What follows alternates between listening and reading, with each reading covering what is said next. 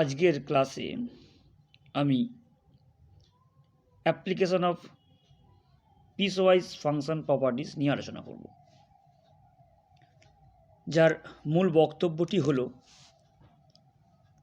Integration a to b fx dx equals to integration a to c fx dx plus integration c to b fx dx, যেখানে c এর মান অবশ্যই a থেকে b এর মধ্যে হবে, অর্থাৎ c a অপেক্ষা বড় এবং b অপেক্ষা ছোট। তাহলে আমরা ইন্টিগ্রেশনটাকে দুটো অংশে ভাগ করে সমাকলন করতে পারি। যেমন দেখো, যদি ইন্টিগ্রেশন দেওয়া হয় যে 1 to 4 fx dx, আমি প্রশ্নটি আমার প্রয়োজন অনুসারে এই ইন্টিগ্রেশনের লিমিটটাকে আমি বিভিন্ন ভাগে ভাঙতে পারি। হয়তো দেখা গেল আমার দরকার অনুসারে আমি লিখলাম 1 to 2 fx dx plus 2 to 4 fx dx। এখন কোন পয়েন্টে অর্থাৎ সি এর ভ্যালুটা কী হবে সেটা কিন্তু আমার নির্দিষ্ট অঙ্কের উপর নির্ভর করবে, গাণিতিক সমস্যাটির উপর নির্ভর করবে যে কোন বিন্দুতে আমি লিমিটটাকে ভাগ করব। প্রথমে আমরা এই ধর্মের প্রমাণটি নিয়ে একটু আলোচনা করে নিই। যে ধরো let phi x be the primitive of fx, তাহলে আমরা সমাকলনের সংজ্ঞানুসারে বলতে পারি যে a to b fx dx সমান phi b minus phi a।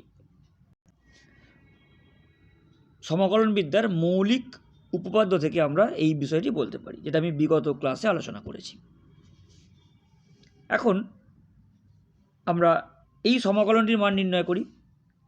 Integration a to c fx dx plus integration c to b fx dx, তাহলে এই অংশের জন্য আমরা লিখতে পারবো phi c minus phi a, যেহেতু phi x is the primitive of fx, এবং এই অংশের জন্য অর্থাৎ integration c to b fx dx আমরা লিখতে পারবো phi b minus phi c। এখন লক্ষ্য করো যে phi c এবং মাইনাস phi c দুটো বাদ চলে যাবে, পরে থাকবে phi b minus phi a, যেটা আমাদের বাম পক্ষেও ছিল। Integration a to b fx dx সমান phi b minus phi a, অর্থাৎ integration a to b fx dx সমান integration a to c fx dx plus integration c to b fx dx। এটাকে আমরা ইন জেনারেলভাবে লিখতে পারবো integration a to b fx dx সমান n সংখ্যক পয়েন্টে আমরা ইন্টারভ্যালটাকে ভাগ করে দিয়েছি, c1 c2 এইভাবে cn সংখ্যক বিন্দু আমি এই মোট ইন্টারভ্যাল a to b এর মধ্যে বসিয়েছি। তাহলে আমরা লিখতে পারবো integration a to c1 fx dx, c1 থেকে c2 ইন্টিগ্রেশন fx dx, এইভাবে শেষের ইন্টিগ্রেশনটি হবে cn থেকে b fx dx। অর্থাৎ মোট যে ইন্টারভ্যাল ইন্টিগ্রেশন এ বি এর যে ক্লোজ ইন্টারভ্যাল, তাকে আমরা এর মাঝে c1 c2 c3 এইভাবে n সংখ্যক ভাগে ভাগ করে নিয়েছি এবং প্রত্যেকটি অংশের জন্য আলাদা আলাদাভাবে সমাকলনটি করেছি। আশা করি এই অংশটি তোমরা বুঝতে পেরেছো। তাই এই অংশ বা এই ধর্ম সংক্রান্ত গাণিতিক সমস্যার সমাধান নিয়ে আলোচনা করব। যে প্রশ্নটি নিয়ে আমি প্রথমেই আলোচনা করব, দেখো একটা ফাংশন fx ডিফাইন করা হয়েছে যে যখন x এর ভ্যালু 0 to 1 অর্থাৎ 0 বা তার থেকে বড় এবং 1 থেকে ছোট, তখন ফাংশনটি হলো x স্কোয়ার, এবং যখন 1 বা তার থেকে বড় এবং 2 বা তার থেকে ছোট, তখন হলো রুট এক্স। আমাকে বের করতে হবে ইন্টিগ্রেশন 0 to 2 fx dx। যেহেতু এই 1 বিন্দু থেকে ফাংশানের আকারটা পরিবর্তন হচ্ছে, তাই আমরা এই 0 to 2 এই ইন্টারভালটাকে দুটো অংশ ভেঙে নিয়েছি। প্রথমটি 0 to 1 এবং পরেরটি 1 to 2। এখন দেখো, যখন এক্সের ভ্যালু 0 থেকে 1, তখন f(x = x²। এভাবেই ফাংশানটাকে সংজ্ঞায়িত করা হয়েছে। এবং যখন এক্সের ভ্যালু 1 থেকে 2, তখন f(x) √x। এভাবে আমরা সমাকলনের নিয়ম অনুসারে সমাকলন করব, অর্থাৎ x² সমাকলন করলে হয় x³/3 লিমিট 0 to 1। পরবর্তী অংশ x⁵/3² লিমিট 1 to 1। তারপর আমরা সমাধানের নিয়ম অনুযায়ী আপার লিমিট -লোয়ার লিমিট বসাবো, অর্থাৎ প্রথমে এক্সের জায়গায় 1 বসিয়েছি, তারপর এক্সের জায়গায় 0 বসিয়েছি। পরবর্তী অপেক্ষা করতে হয় এক্সের জায়গায় 1 এবং এক্সের জায়গায় 2 বিয়োগ এক্সের জায়গায় 1। এভাবে আমরা সমাকলন করে মান নির্ণয় করতে পারব। নেক্সট প্রবলেম দেখো, evaluate the integral limit 0 to 2 mod 1 - x dx। প্রথমে আমরা মড ফাংশানের সংজ্ঞাটাকে আরেকবার বুঝে নিই, যে mod a - b = b - a when a is less than b। অর্থাৎ যদি a এর মান b এর মানের থেকে ছোট হয়, তবে mod a - b = b - a।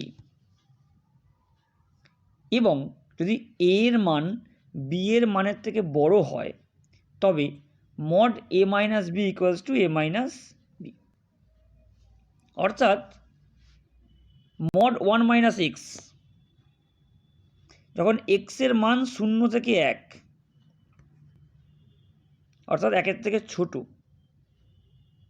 x এর মান যখন 1-এর থেকে ছোট, তখন mod 1 - x হবে 1 - x, কারণ ধনাত্মক মান পাবো। আর যখন 1-এর থেকে বড়, 2-এর থেকে ছোট, তখন কিন্তু 1x - 1 হবে, অর্থাৎ -x - x 1 -1 - x। এক্ষেত্রে আমরা এই 0, 2 সংখ্যাটা নিয়েছি কারণ ইন্টিগ্রেশনের লিমিটটা হচ্ছে 0 থেকে 2। এটাকে আমরা যদি আরেকটু অন্যভাবে ভাবি, যে 1 - x =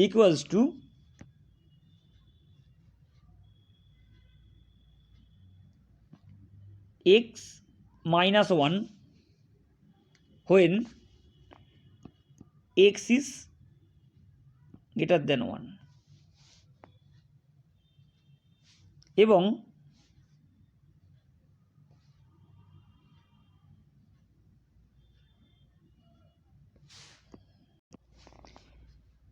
(1 - x) যখন x less than 1, অর্থাৎ 1 থেকে এর মানের পরিবর্তন হচ্ছে। যেহেতু আমাদের লিমিট 0 থেকে 2, অর্থাৎ আমরা প্রথমে ভেঙে নেব 0 to 1, অর্থাৎ যখন x এর মান 1-এর থেকে ছোট, তখন অপেক্ষকটি হলো 1 - x, তাই 1 - x dx। x এর মান যখন 1-এর থেকে বড়, অর্থাৎ 1 থেকে আপার লিমিট 2, তখন হবে x - 1 dx। এখন আমরা খুব সহজেই সমাকলনটি করে এর মান নির্ণয় করতে পারব। তোমরা ক্যালকুলেশনটি দেখে নিতে পারো। 0 to 1 1 - x dx এবং 1 to 2 x - 1 dx। এখন প্রথমটিকে সমাকলন করে আমরা পাবো x - x²/2। দ্বিতীয় অংশের সমাকলন করলে পাবো x²/2 - x। যেভাবে নিয়ম, যে প্রথমে আমরা x এর জায়গায় 1 বসিয়েছি, বিয়োগ x এর জায়গায় 0 বসিয়েছি, এবং এখানে প্রথমে x এর জায়গায় 2 বিয়োগ x এর জায়গায় 1 বলে আমরা খুব সহজেই সমাকলনটির মান 1 হবে সেটা নির্ণয় করতে পারব। পরবর্তী প্রশ্ন, 0 to π mod cos x dx। এখন যদি আমরা কসের যে গ্রাফ সেটা নিয়ে একটু আলোচনা করি তাহলে তো ব্যাপারটি আরও সহজ হবে তোমাদের কাছে।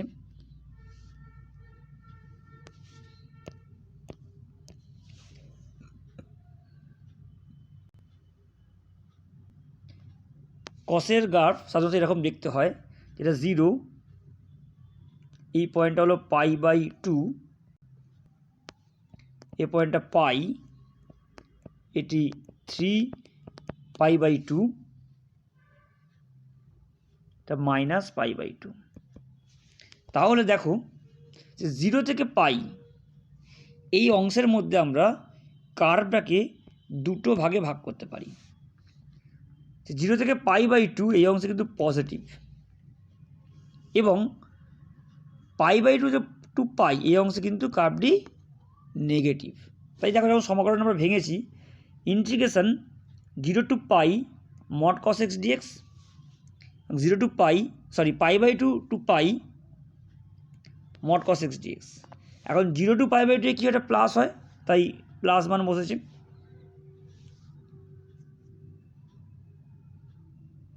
এবং π/2 থেকে পাই হলে এটা মাইনাস cos x হবে, কারণ মান নেগেটিভ হয়, তাই এখানে মাইনাস হয়ে গেছে। তারপর আমরা খুব সহজেই সমাকলন করে কিন্তু সমাকলনটির মান নির্ণয় করতে পারব। Next problem, integration 0 to 2 x mod x square plus 2x minus 3 dx। এক্ষেত্রেও আমরা অঙ্কটি সমাধান করব। প্রথমেই আমরা যেটা দেখে নেব যে এই যে x square plus 2x minus 3, এটাকে ফ্যাক্টর করলে আমরা পাবো x প্লাস 3 গুণ x মাইনাস 1, x প্লাস 3 গুণ x মাইনাস 1। এটাকে আমরা মিডিল টার্ম ফ্যাক্টর করলে দুটো লিনিয়ার ফ্যাক্টরে ভেঙে নিতে পারবো। এখন আমরা বাই ওয়েভি কার্ভ মেথড দেখব যে এই এক্সপ্রেশনটি কোথায় প্লাস হচ্ছে এবং কোথায় মাইনাস হচ্ছে। তাই প্রথমে আমরা সংখ্যা রেখাটা অঙ্কন করব, রিয়েল নাম্বার লাইন, ডান দিকে প্লাস ইনফিনিটি, বাম দিকে মাইনাস ইনফিনিটি। এখন দেখবো এই এক্সপ্রেশনটি কোথায় 0 হচ্ছে। For x equals to 1 the expression will be 0, and for x equals to minus 3 the expression will be 0. Therefore we plot the point x equals to 1 and x equals to minus 3.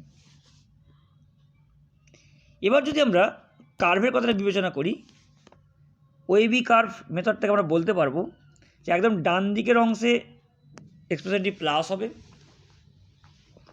বাম দিকের অংশে minus হবে, তার alternative অংশে minus হবে এবং তারপরে আবারও প্লাস হবে। অর্থাৎ কার্ভটি আঁকলে আমরা পাবো কার্ভটির আকার হবে এইরকম।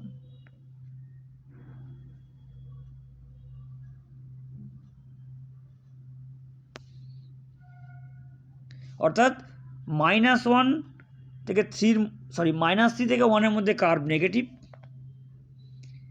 এবং 1-এর বড় হলে কার্ভ পজিটিভ। দেখো সেটাই এখানে লেখা হয়েছে যে -3 থেকে ছোট এবং 1-এর থেকে বড়, -3 থেকে ছোট অথবা 1-এর থেকে বড়, তখন পজিটিভ মান পাবো। অর্থাৎ mod 2x square plus 2x minus 3 সমান সেটাই থাকবে। এবং যখন এক্সের ভ্যালু -3 থেকে 1, তখন কার্ভ হয়ে যাবে -x square plus 2x minus 3। অর্থাৎ ইন্টিগ্রেশনের লিমিটটাকে আমরা ভাঙবো 0 to 1 এবং 1 to 2। কারণ খেয়াল করে দেখো, আমায় কিন্তু ইন্টিগ্রেশনের লিমিট অনুসারে ভাঙতে হবে। সংখ্যা রেখায় এখানে আমরা 0কে পাবো এবং 2কে পাবো ঠিক 1-এর ডান দিকে। অর্থাৎ যখন 0 থেকে 1 তখন কিন্তু কার্ভ নেগেটিভ, তাই এটা বসানো হয়েছে। এবং যখন 1 to 2 তখন কিন্তু কার্ভ পজিটিভ, তাই x square plus 2x minus 3 হয়েছে। এরপরের অংশ তোমরা নিশ্চয়ই করতে পারবে। আমরা সিম্পল ইন্টিগ্রেশন করে আপার লিমিট লোয়ার লিমিট বসিয়ে খুব সহজেই মান নির্ণয় করতে পারব। Next problem number 29, evaluate integration -1 to 1 x minus box x dx. এই বক্স এক্সটাকে বলা হয় box x equals is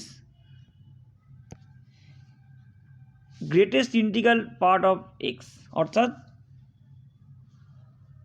that means greatest integer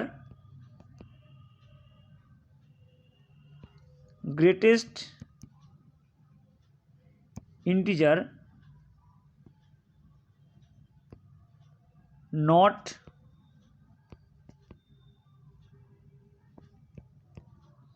greater than x, অর্থাৎ x অপেক্ষা বড় নয় এমন সর্ববৃহৎ অখণ্ড সংখ্যা, তাকে আমরা গ্রেটেস্ট ইন্টিজার ফাংশন বা বক্স এক্স দিয়ে রিপ্রেজেন্ট করি।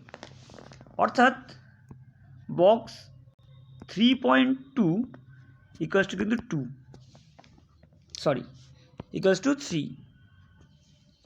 3 অপেক্ষা বড় নয় এমন সর্ববৃহৎ অখণ্ড সংখ্যা কোনটি? That is 3। আবার বক্স 3 ইকুয়ালস টু 3। খেয়াল করো, এখানে কিন্তু কোথাও আমি স্মলার কথাটা ইউজ করিনি, আমি বলেছি নট গ্রেটার দ্যান এক্স, অর্থাৎ ওই সংখ্যাটি অপেক্ষা বড় নয় এমন সর্ববৃহৎ অখণ্ড সংখ্যা। সিমিলারলি আমরা বক্স -3.2 সমান কত হবে? এটা কিন্তু -3 হবে না, -4 হবে।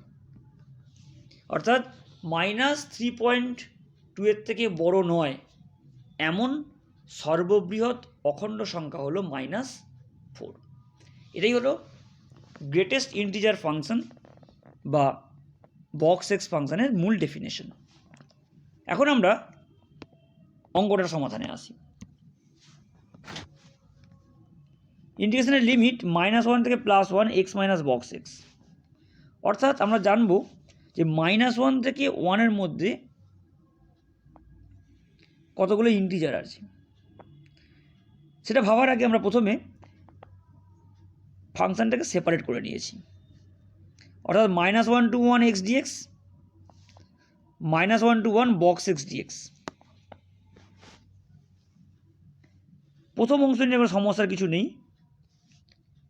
এক্সের সমাকলন করলে আমরা পাবো x²/2, lower limit upper limit বসিয়ে দেবো, দিলে আমার খুব সহজেই মান চলে আসবে। অর্থাৎ এই অংশটুকু নিয়ে কিন্তু আমি আলোচনা করছি না, এটা আশা করি তোমরা বুঝতে পারবে। পরবর্তী অংশটা, অর্থাৎ যেখানে আমরা বক্স এক্সের ডেফিনেশনটা করব, সেক্ষেত্রে আমরা -1 to +1 এর মধ্যে 3টি ইন্টিজার পাবো, -1, 0 এবং 1।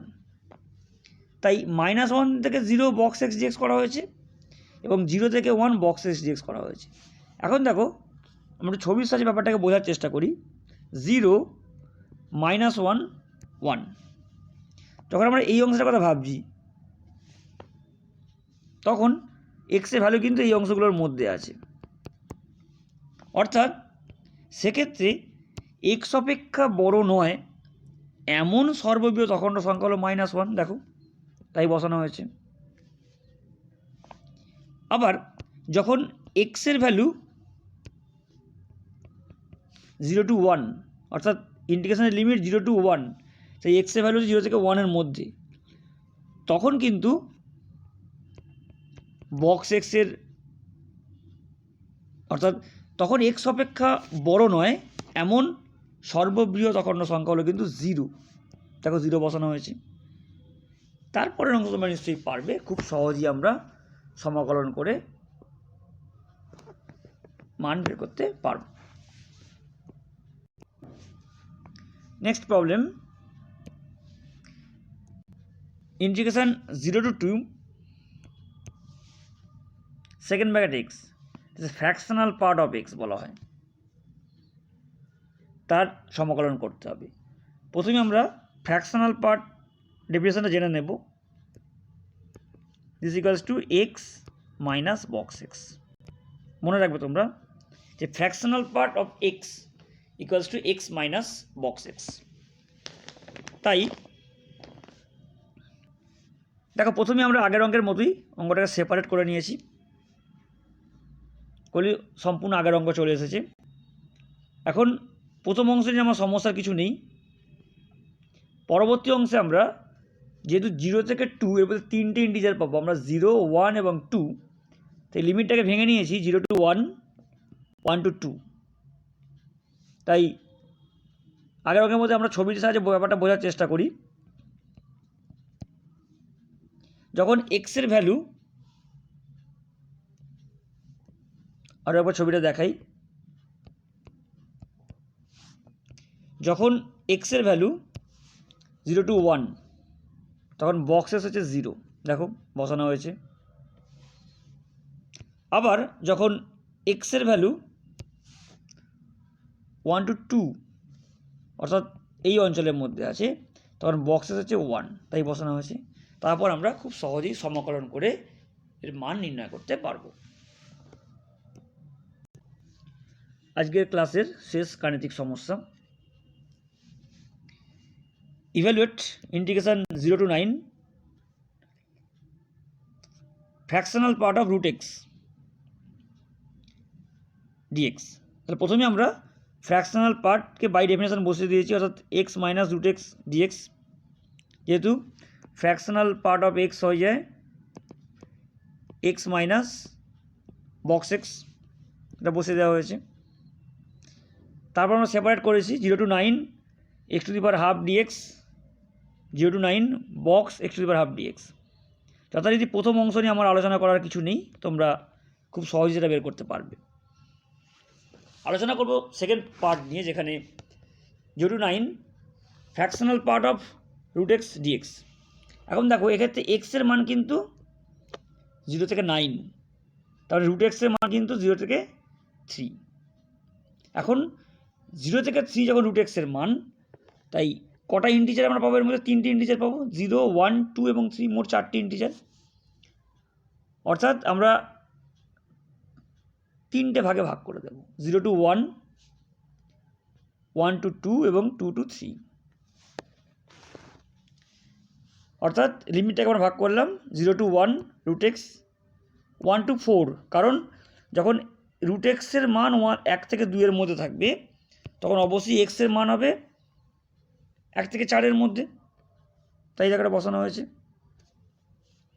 আবার যখন রুট এক্সের মান 2 থেকে 3, তখন এক্সের মান 4 থেকে 9। এবার আমরা দেখে নিতে পারবো, যখন রুট এক্সের মান 0 থেকে 1, তার বক্স করলে আমরা 0 পাবো। যখন রুট এক্সের মান 1 to 2, তখন তার বক্স করলে আমরা পাবো 1। এবং যখন রুট এক্সের মান 2 থেকে 3, তার বক্স করলে পাবো 2। তারপর আমরা খুব সহজেই সমাকলন করে মান নির্ণয় করতে পারবো। আশা করি তোমরা ব্যাপারটি বুঝতে পেরেছো। এই ধরনের আরও গাণিতিক সমস্যা নিয়ে তোমরা সমাধান করতে পারো। পরবর্তী ক্লাসে আমি নির্দিষ্ট সমাকলের আরও কয়েকটি ধর্ম নিয়ে আলোচনা করব।